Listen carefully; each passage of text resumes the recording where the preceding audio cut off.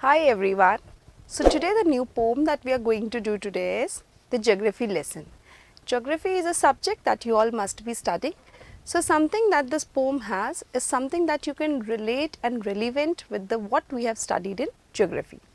Moving on, that this chapter has been, or this poem has been written by Zulfikar Ghosh, and he was born on 13th March 1935, and he is a Pakistani American novelist, poet, and he is also an essayist.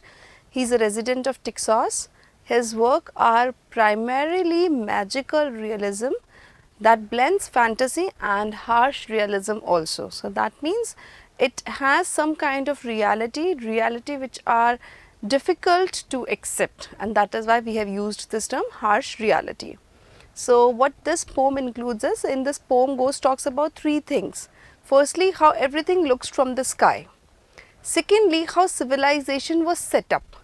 And lastly, why people hate each other.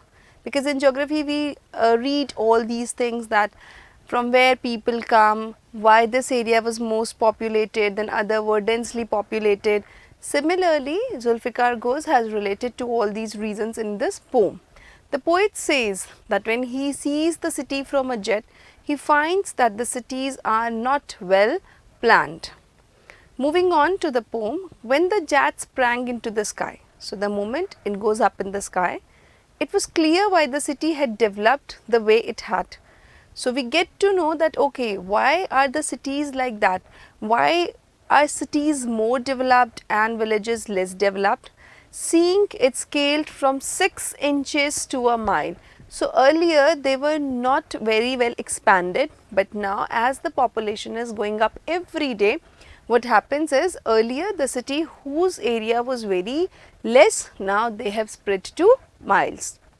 There seemed an inevitability about what on ground had looked haphazard, unplanned and without style when the jet sprang into the sky. So he says that when I go up, when I was sitting in a jet and when I go up, so it seems that how inevitable it is, that how sure it is that this has to happen, and that everything on the ground looks so haphazard, because though we call ourselves the most civilized of all kind of creatures that exist on the planet Earth, but we have created so much of ruckus around that everything looks so haphazard. When the jet reached 10,000 feet, now the jet has moved to greater heights, it was clear why the country had cities where the rivers ran. So, what was the reason that now when it goes up in the sky, the author sees that what happens is, the areas where the rivers flow, those areas are more populated as compared to other areas, and now he could just try to find out the reason. He is able to relate with it, that and why the valleys were populated, because valleys are the areas that are near the river sides, and that is why they are very fertile, and that was one big reason that those areas are the most populated areas. Now he is relating it with what we have studied in geography is, with his this thing he is giving us a statement, a supporting statement, that now I can relate it with the logic of geography. The land and water attracted men was clearly delineated when the jet reached 10,000 feet. Now when the jet rose 6 miles high, now the author has gone higher up in the sky, and he says that when the jet rose 6 miles high, it was clear that the earth was round. Now he could, what we have studied was the shape of different planets also that we study. So he says that now it's clear that earth is round and that it had more sea than land. That is why if we see the pictures of earth, how it looks like, it looks round, and the blue part is major portion and the green part is the less portion.